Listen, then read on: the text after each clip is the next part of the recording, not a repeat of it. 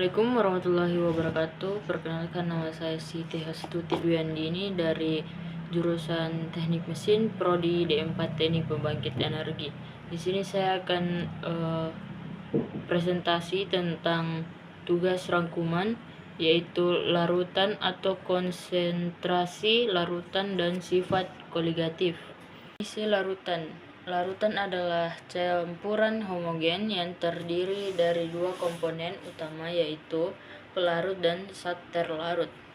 Adapun pelarut adalah komponen yang berjumlahnya lebih banyak, sedangkan zat terlarut adalah komponen yang jumlahnya lebih sedikit.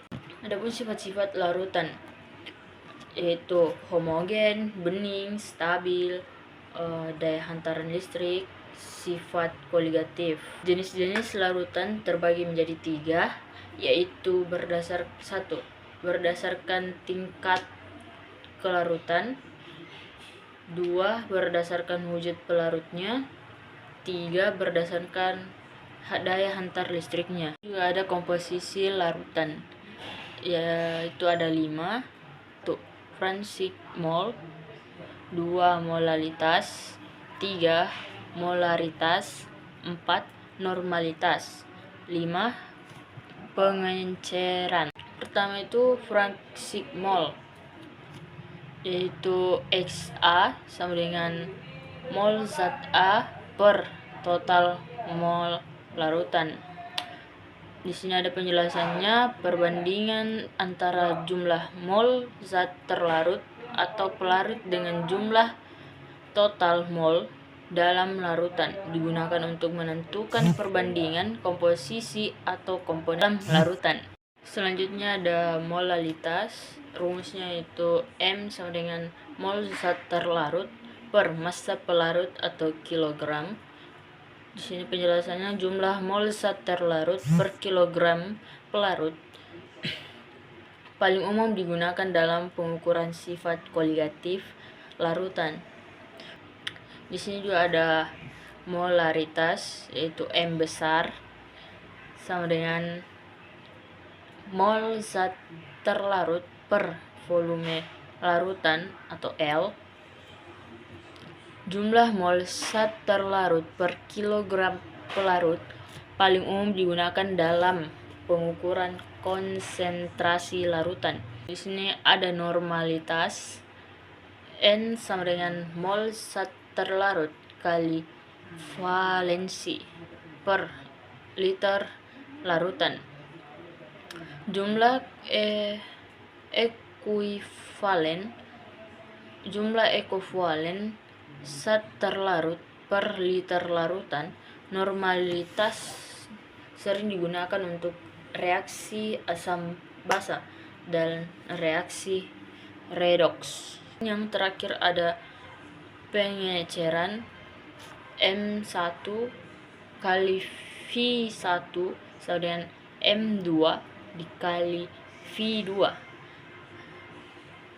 Proses pengukuran konsentrasi larutan dengan menambahkan pelarut di dalam M1 dan V1 adalah konsentrasi dalam volume awal larutan, sedangkan M2 dan V2 adalah konsentrasi dan volume setelah pengenceran.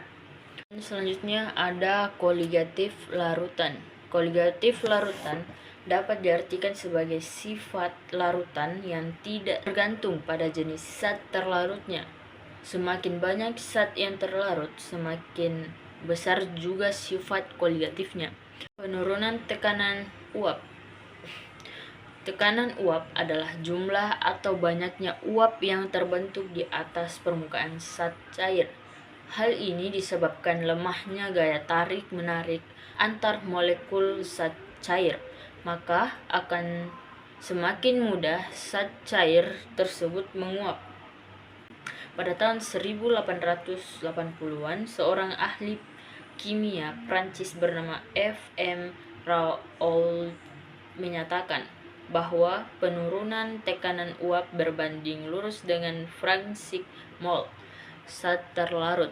Penurunan tekanan uap yaitu delta P sama dengan P0 kurang P atau delta P sama dengan P0 dikali X terlarut. Yang kedua ada kenaikan titik didih atau delta TB. Titik didih zat cair adalah suhu tetap zat cair mendidih.